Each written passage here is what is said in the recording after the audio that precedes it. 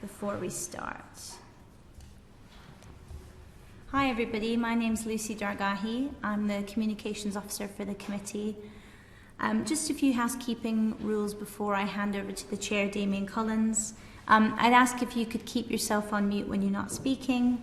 Just to let you know, this is on the record, but it's not an official proceeding of Parliament. And when you ask a question, could you first of all raise your hand physically and make yourself known to the Chair?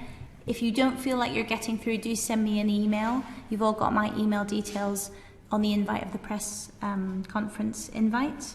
But also raise your hand and the Chair will bring you in and the other members of the committee in turn. I'd like to hand over to Damian Collins now to open the proceedings. Thank you.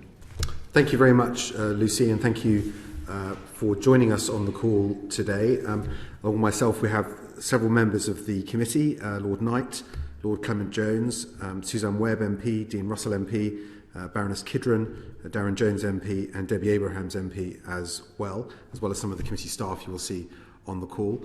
So it's great to be joined by so many members of the committee for this event, where we wanted to discuss the report that we've now published. So after about 4.5 months after having been set up, after evidence sessions with 50 witnesses, over 200 written submissions, we've now produced a report which is about 60,000 words long, where we go in some detail into analysing what's brought us to this place. You know, the work Parliament has done over a number of years now to analyse the need for effective independent regulation online and on social media in particular, to deal with the problems that are faced of problems of illegal content, problems with abuse, problems with disinformation.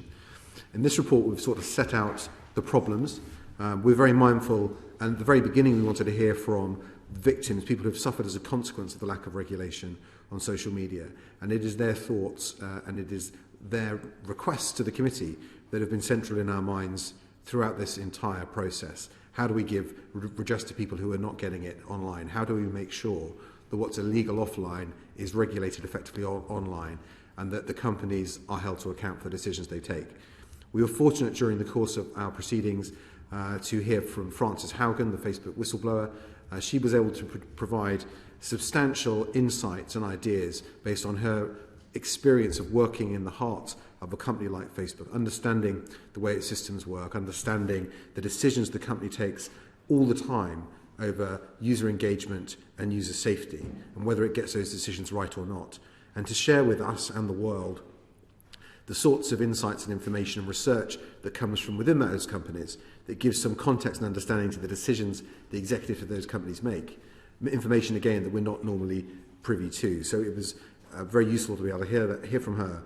And we were also pleased to be able to benefit from the work of the Law Commission, particularly in designating new offences which could then be incorporated into the online regime, particularly new offences around cyber flashing, around promoting, glamorising self-harm, establishing a new offence around sharing knowingly false information with the intent to cause harm, either physical harm or serious psychological harm.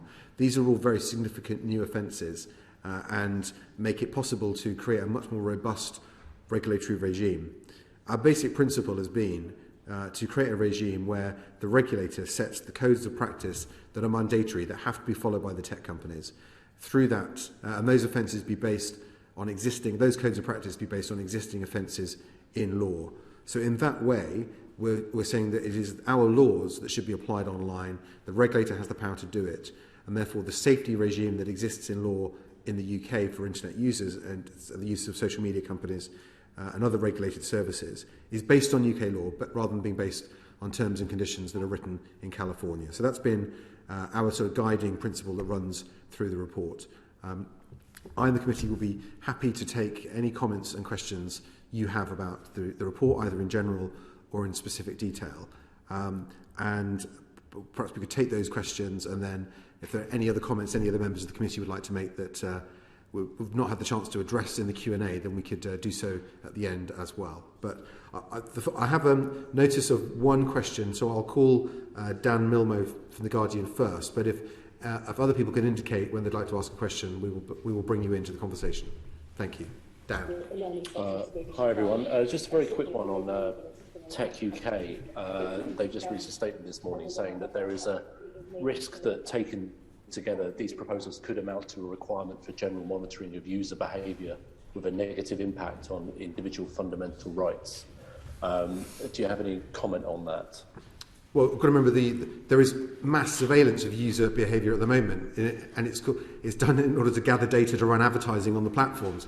In some ways, we're not asking the platforms to do anything for safety reasons they don't already do for profit. So I think we should be very mindful of that. But are there any members of the committee who would like to comment on that? Jim. Well, Dan, I had a look at Take UK's response, and I'm pleased that they broadly welcome the work and the report of the committee. In respect of that particular issue, one of the things that the report talks about is the thresholds that might get passed where algorithmic moderation, algorithmic ranking of content, algorithmic surveillance of content needs to give way to some kind of human oversight, and we've heard evidence around that not working very well. And so I would, in the end, I disagree with Anthony at Tech UK around his general point. I think we're creating a much safer environment for freedom of speech, for privacy, for civil liberties, as well as for children and adults to be confident that they're going to have a safer experience from the various harms that we talk about in the report as well. Would anyone else like to come in on that question? Tim. Thank you, Damian. Just follow up what Jim said. I mean, we have throughout stressed the need to be proportionate in the way that Ofcom regulates too. And that's one of the reasons why we've gone, when we looked at the scope of the bill, of the draft bill, we went for a risk and reach based approach to the service providers covered by the bill, rather than splitting the various service providers into different categories. So I think the underlying principle that what we've tried to adopt is this proportionate approach. So I don't think Tech UK have got it quite right in this instance.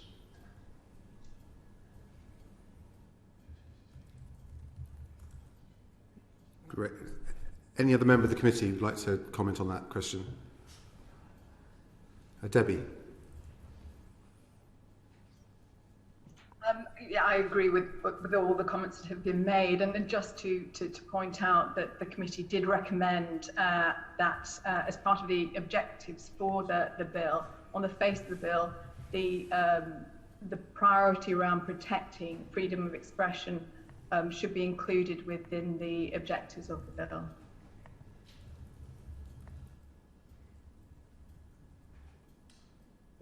As I said, I mean, I think it would be completely wrong to suggest that this sort of oversight doesn't happen already. And indeed, one of the problems around the systems of the companies is those systems have already decided content they think people are interested in and are promoting it to them, are recommending it to them, be that conspiracy theories or self-harm or extremism.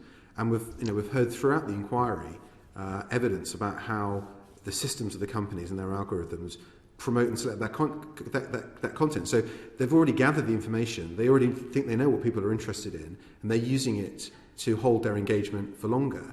And I think the issue we put forward is, well, if that means offences are being committed and people are being harmed as a consequence of that, then the companies are responsible for it. So it's happening anyway, but they're not being held responsible for the decisions that they make, what they choose to recommend to people or not. And so, as I said, I don't think this requires the companies to do anything they don't already do. It requires them to make safety more of a priority and to be held to account when they get these decisions wrong.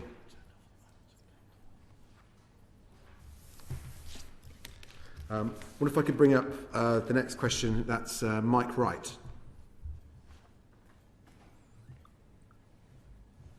Hi, I've got two questions that are kind of both linked to the same sort of area, but just to start with the first one. Why did you feel it was necessary to call for a new law, a new offence to be created in terms of tech liability for the tech execs who are, kind of nominated for that? I think it was to do with, I think in the report you called for, kind of a new offence of failing to observe the regulation or kind of keep the regulation. So the main one was, why did you feel the need to?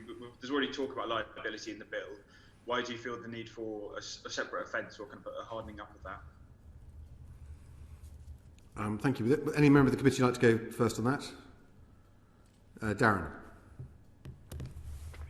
I think the key point there is that it's a backstop for enforcement, so that for the most egregious examples of companies not complying with the regulations or directions from the regulator, they know that there is criminal liability attached to that. It's something that we see in other areas of law.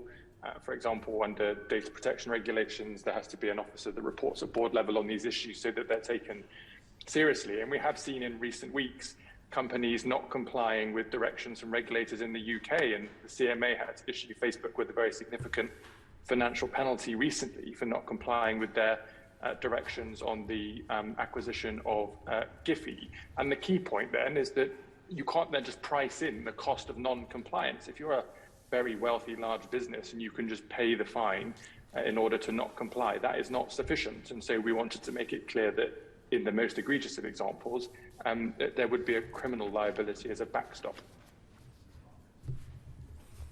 Thank you. Any other members of the committee on that question? Suzanne. Thank you. I think for me it was very clear during the evidence sessions that there was a lack of accountability by many of the tech giants in terms of the ownership of the abuse that victims actually received online. And so therefore, I think it was felt by all of us unanimously that there needed to be some strengthening of the report, of the bill with regards to this. It was quite harrowing listening to the evidence in terms of the abuse and that the victims actually received and the consequences, and equally balanced with the fact that when we spoke with those tech giants, the accountability for that was way down the pecking order in terms of their organisation, and there was never any very clear link to those at board level or any awareness, perhaps at board level, of the impact of these tech giants and the responsibility for safety online. Yeah, I think there was already the offence in the current bill for director liability, the created director liability in the context of failure to disclose information to the regulator. But I think we felt it should also apply more broadly, that if a company was in a flagrant breach of the Act, clearly had no intention of complying or responding to the regulator's requests, that there would be named director who would have liability in that instance. And similar in a way, we've also introduced the idea of people being able to sue through the civil courts a company for failing to meet their obligations under the Act as well, which is a similar offence to one that already exists in data protection law, where people can sue a company for failing to meet its data protection obligations. Are there any other members of the committee who want to respond to that question? Well, I can see Tim and Dean, and then we'll go on to the next question. Thank you, Damian. I should just point out that, of course, this doesn't suddenly arrive a criminal prosecution. We've suggested in our report that there should be a safety controller who has responsibility for implementing the codes of conduct and the obligations of the bill. So you've got a clearly accountable senior executive within the service providers, and it's only after sustained and serious breaches where it will be utterly clear to the service provider that these criminal sanctions come into play. Dean. Yes, thank you. Just to echo previous comments, I think really the word accountability is absolutely key here, but also enabling and ensuring that people know that there's a right to recourse, I suppose, in the broadest sense, to make sure that if there are harms done and somebody goes through all of the different channels and all the different points, that there's a point where the buck stops, as it were. And I think that accountability and ensuring that happens within those large organisations, and they are large organisations. It's very easy, I'd imagine, to be able to pass the buck around some of this. So having a very clear line of accountability, a point where the buck stops, but also making sure that within that people know what that route is absolutely essential. And I think this report really reflected that well and came out of a lot of deliberation and a lot of discussion with witnesses and as committee members. Thank you. I'd like to go on to the next question, which is Alexander Martin. Thank you very much. There appears to be a disagreement between the committee and the government about the powers which the Secretary of State should have to direct Ofcom as an independent regulator. These had been criticised for potentially exposing Ofcom to political interference. Has the committee been concerned about the process to appoint the new chair of Ofcom, as it may impact the work to tackle online harm? Well, obviously, the appointment of the chair of Ofcom is not something this committee was set up to consider, and indeed there's another committee that has the role of doing the pre-appointment hearing for the next chair of Ofcom. So I think the question, though, is about the question is the level of independence the regulator has and the powers of the Secretary of State to amend the codes. And what we have spoken about there is our concern that there needs to be a more open, transparent process in Parliament, whereby Parliament has to give approval by a vote in both houses of changes to the code. But are there other members of the committee who'd like to address this? Jim. Well, like Damian, I'll back commenting on the chair of Ofcom and just remind you, Alexander, that we're also suggesting that there should be a permanent joint committee.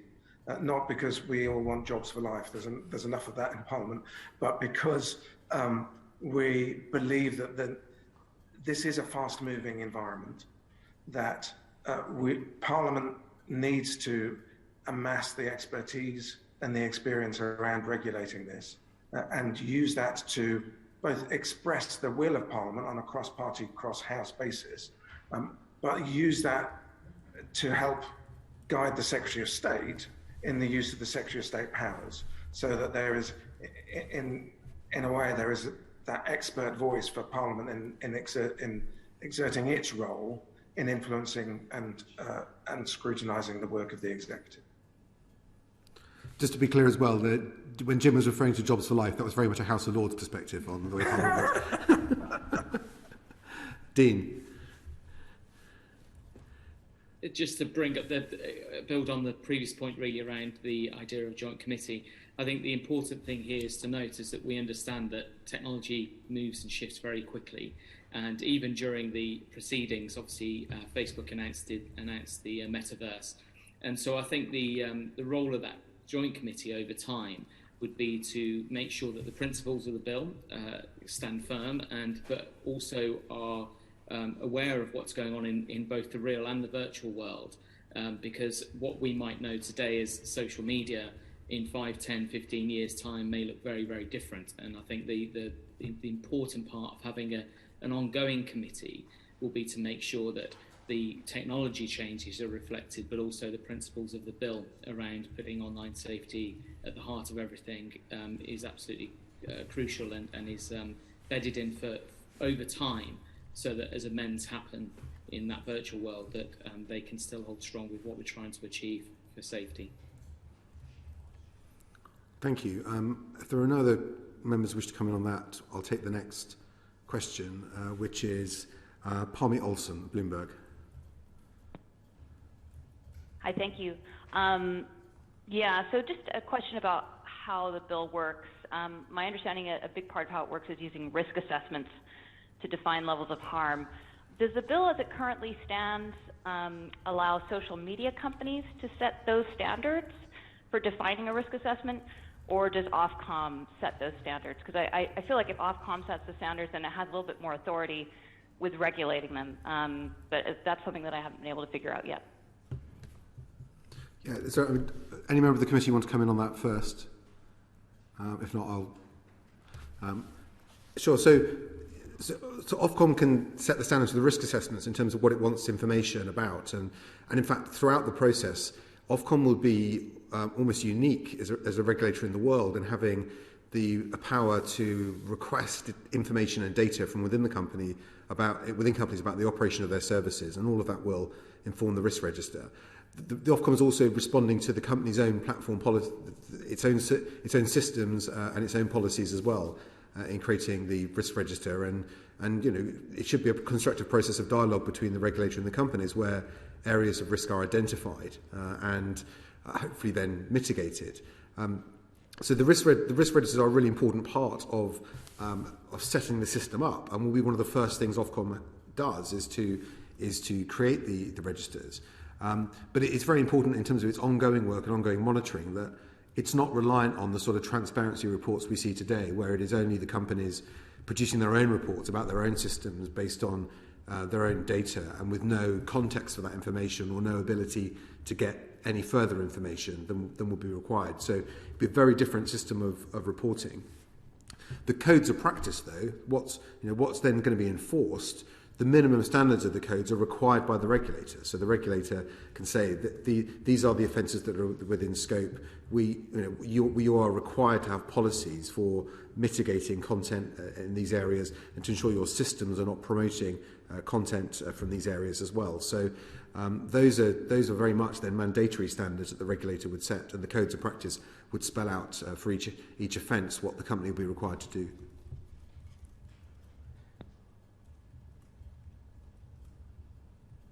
Any other members of the committee wanted to? Beeban. Yeah, just to add to what Damian said, I think, Palmy, that you were somewhat suggesting that there's been a shift from the draft as it is from the committee report, and I think that is right. I think there was a lot of concern in the original draft that maybe that the tech companies were being allowed to set the homework, do the homework and judge their own homework. And I think that the committee has taken a very clear line on that. And as Damian's just set out, minimum standards, things we'd like to see on the face of the bill, a duty to mitigate and a failure to mitigate then can result in regulatory action, not just about information, but about actually the whole process of risk assessment, mitigation, and how you then experience as a user that service. And so I think that this speaks to a sort of a larger theme of what the committee has tried to do, which is to be really clear about what harms it is we're trying to mitigate, and then put in place very clear set of requirements for the companies that do mean that the regulator has oversight. And maybe I could do just a bit of a shout out about the committee's recommendation for a safety by design, a mandatory code of safety by design, because really that's about foreseeable risk. That's really about saying, look, we know what kind of harms are there. We've described them very carefully. Now go look at your own service according to your risk profile, and then having looked at your service, actually, either reduce, take out, manage that risk, and tell us how you're going to do it. So I think that what the committee is trying to say to you guys is that this is actually a very sensitive and sophisticated approach, but it's not one that we believe that the tech companies could avoid. Thank you. Yeah. And that point, Beeman's last point, is really important for this whole regime, is that I think the failure of regulation of tech so far has been that it is too much based on self-analysis, self-regulation, self-reporting, with no external insight and no external challenge. And that this regime, we believe, it cannot be set up in that way, because it will not deliver the results that we want. This is independent external regulation of the companies from a body that's got legal powers to seek information and to take enforcement against the companies as well. Suzanne, did you have your hand up there? I did. I think you've articulated most of what I wanted to say. I think we were in a previous world where the tech giants were just basically marking their own homework, and what we're moving to now is an organisation of good governance and setting the standards early on. And for me, it's going to be key that Ofcom get in there in the first 3 to 6 months to ensure that all those tech giants are setting up all the processes, setting up all the organisation correctly, to be responsible and to be receptive to this online safety bill. Thank you. And Dean?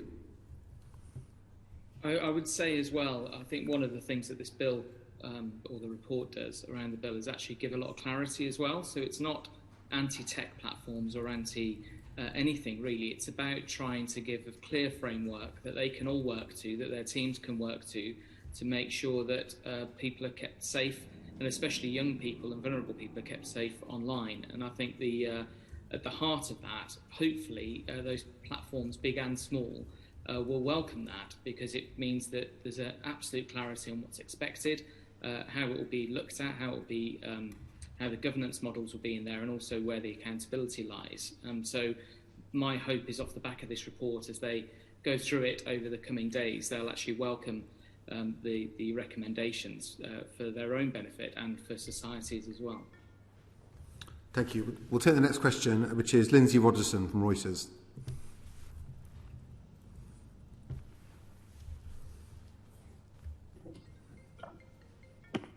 Sorry, I was just going back on camera.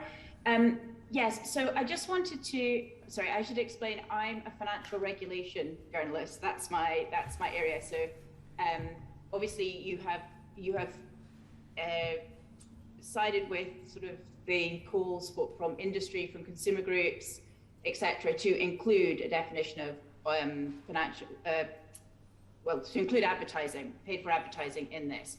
And you're quite strong in the report. You actually say, not including it would obstruct the UK government's stated aim of tackling online fraud. So I mean, it's really, as politely as politicians address things in these things, that's really about as strong as it gets. But what I wanted to ask was, what do you envisage that stopping? Do you see that only stopping UK generated ads, or would you expect the way you have with your proposals that it would also catch financial scams that are placed from overseas being visible to UK investors? Because obviously a lot of this stuff already is based outside of the UK, and so I'm just wondering if you could explain a little bit about what you, the committee, envisaged would be the end result from what you're proposing. Thank you. Thank you. Well, I think the regulatory system, the online safety regulatory system, would apply to content that people in the UK are accessing, and therefore the obligation of the platforms to mitigate that content. What we're proposing is that the regulator looks at this, takes a systemic approach to looking at advertising that is promoting scams and frauds, and wants to make sure that the companies have got policies in place on their systems to remove those ads, to not accept those ads, and that they're responsible for making sure those ads don't run, particularly when these are known incidents. And failure to do that, failure to meet those standards, would lead to a regulatory intervention. There'll still be a separate role for law enforcement to go after criminal organisations that are generating the scams in the first place. And there will still be a role for the Advertising Standards Authority to target individual advertisers and challenge them. But the regulator would be responsible for making sure the companies are not, have got systems that require them not to accept these ads or take these ads down. But sorry, do you want to come back on that? Yeah, no, thank you for clarifying that. My reason for asking was not that I didn't understand what you'd said in the report about law enforcement, etc. It was actually, as I'm sure probably somebody's pointed out to the committee, last Friday, Microsoft, Facebook and Twitter all said that they would now stop they would only accept ads that had been approved by the Financial Conduct Authority. However, that only deals with the UK point. So that was why I wanted to clarify that you intended it to be all ads that could be accessed by UK people online. And so thank you for clarifying. That's very helpful. If I can be really cheeky, I have one more question. In the report, you talk about significant, and the committee member said it already on this call, in terms of fines, it should be significant. I was just wondering if you could elaborate a little bit more on what you view as significant. Is it going to be something like a percentage of turnover, or how? What do you envisage when you say that in the report? Thank you. Well, the the draft bill already envisages the maximum fines of 10% of global annual revenue. So that will be significantly greater than the maximum fines under GDPR for data breaches.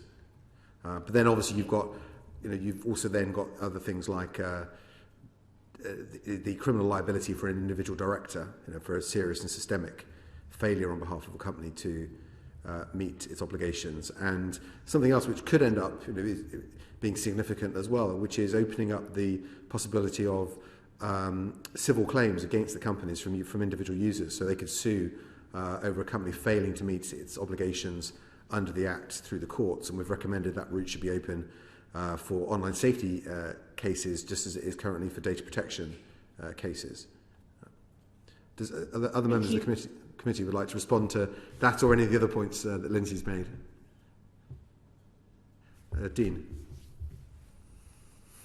Yeah, I'd just say that the reason for those points is really to make sure that it just can't be baked into the cost of business.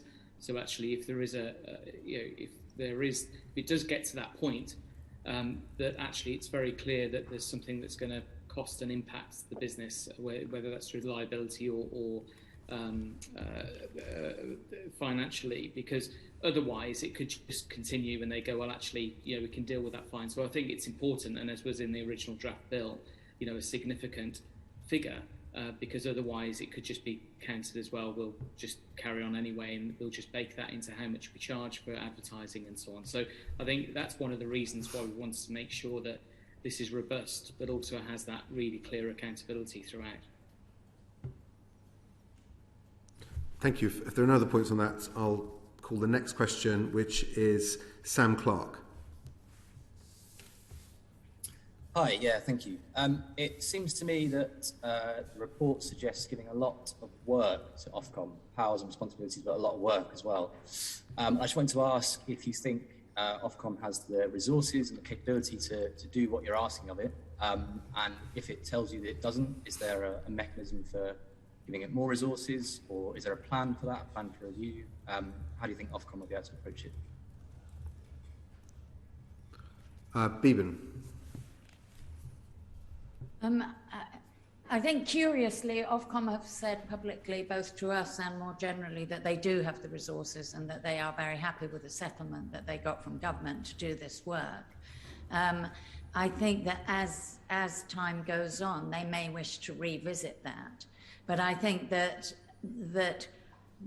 we saw two things. First of all, that actually a regulatory oversight that didn't give them teeth and didn't give them a say in what was being regulated was actually more difficult and ineffective to regulate than one that is very clear and sets out, as you say, I think quite rightly, quite a lot of work, but at the end of that work, they have an understanding of what the expectation is, and they have the tools in place to fulfill that expectation.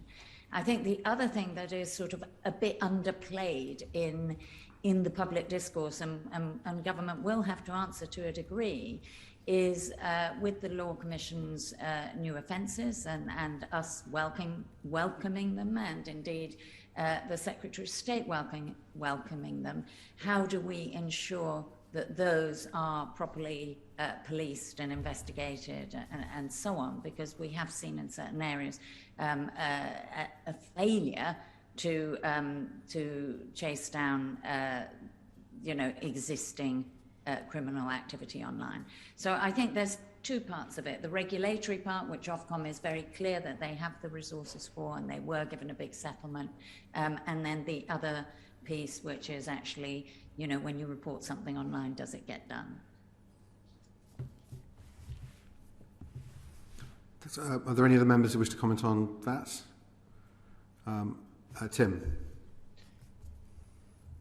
Thanks, Damian. I just really wanted to add to what Bevan said, is that during the course of our inquiry, we had quite a lot of confidence displayed by Ofcom when they gave evidence to us, and in their written evidence as well.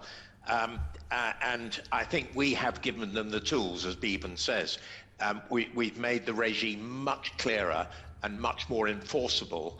And I think the issue that is going forward is the skills, is whether Ofcom will have the skills and the resources to do the job. But they are taking on 300 more people over the next few months. They've been preparing for this for some time now, in the knowledge that they are the chosen regulator. So I think as far as possible, we've been able to kick the tires on whether Ofcom is going to be able to do the job. And I think that the committee had some confidence too.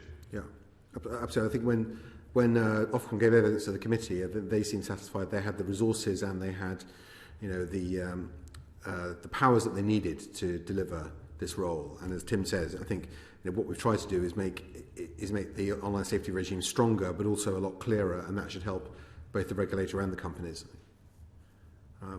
If there are no other points on Sam's question, I will take the next question, which is Thomas Seal.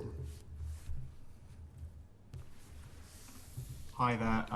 My question was actually effectively just asked. I suppose my follow-up would be that this revision, the proposed revisions, extend Ofcom's remit beyond what might have been considered before. So, is that extra budget and extra 300 people sufficient for the extra responsibilities of, for instance, drawing up standards for age assurance technology, regulating paid for advertising, some of these, new jobs? I mean, just to say on advertising in particular, we've already got pretty good systems in place to identify illegal ads, scam ads. The ASA do a good job of that with their scam ad alerts. The frustration, I think, has been that even when known frauds exist, that the companies haven't been effective at acting and mitigating against those ads, and they've still been accepting them. So I don't think it necessarily that requires a lot of additional resource for Ofcom, because we've already got good systems in place to help identify the illegal stuff. The question is about not enforcing it online, and therefore I think that's for us. It seemed like a very natural extension to bring something like advertising within scope, because if anything, it's more defined than other areas are. And if Ofcom's having to look at these issues in the round across all other areas of activity on its services, on a social media company services, then you're just bringing advertising within scope of that as well. So they would just look across everything. But Jim, do you want to comment on that? Just to briefly add, one of the attractions of Ofcom as the regulator is that they already regulate independent television, which is advertising funded. And so they have an established relationship between the two regulators in terms of being able to hand and pass issues between each other. And the report is clear that it's really important that we put on a stronger footing the regulatory relationships between Ofcom, the Financial Standards Authority, the Advertising Standards Authority, etc., etc. And there's a set of regulatory relationships across the digital landscape that we think government needs to ensure is working more effectively. Thanks very much. That's great. I think those are the Thomas is the last of the formal questions we have. But are there any other comments any members of the committee would like to make before we close? Jim, and then Beeben. Just one quick one, which is to say, I know that there's a lot of recommendations that are made in the report, but we as a committee are really clear that we think that they stand together rather than being a menu that you can cherry pick from. That there's an approach that we've taken to how you regulate this really difficult area that we think adds up in its entirety, rather than just saying, oh, well, we'd like a little bit of that and a little bit of that over there. And I just wanted to make that clear to people, because I know it's difficult to report on a long list of recommendations. And so finding a way of articulating the sense of the approach that we've taken as being different and an advance from where the government's draft bill has got to is challenging, but I wanted to make sure we've made that point. Thank you. Beeben. Yes, thank you. I just wanted to say that I've been curious that both in the reporting this morning and even in this conversation that children have rarely been mentioned, but actually the report is very bold on the question of children. And children, there's a great deal of evidence from Frances Haugen onwards that children are having, a very tough time out there, and their lives are being somewhat distorted by some of the experiences that are being pushed on them, as well as the ones that they seek. And so I just really want to draw your attention to, mandatory rules around age assurance so that it isn't privacy invasive, that it doesn't get heavy-handed and so on. The introduction of a children's code, extending it to make sure that age assurance is required by porn companies, and also really taking quite a stand and saying, if a service is likely to be accessed by a child, just like the data code, it should be safe for a child. And also a particular requirement around bereaved parents who are struggling so much with the tech companies to get access to information that may impinge on their child's death. And in relation to that, I just would like to say, doing nothing is no longer an option. And that as Damian's first answer to the first question, it's not that nothing is happening out there. It's that everything that we see and do is curated, for commercial means, and some of the harms are not accounted for. And this is not going to be the last word in regulation, but this is a very proportionate and sophisticated way of saying, actually, before you serve us up all this, you have to actually think about what risk you're putting users at, particularly children. So I just wanted to make that point. Thank you. Thanks. Dean. Thank you. I think one thing that has been a common theme, though, is this sense of people in the face of, especially the large tech platforms, feeling quite powerless, when harm has been done to them or to their families, and especially to their children. And I think this bill does an awful lot to readdress that balance. And I think one of the common threads that I think is so important to remember is that what we've effectively done is create a parity between the real world and the online world when it comes to harm. You would never in a billion years think it would be okay for somebody to go into a grown person to go into a classroom and shout abuse at a child, or to encourage that.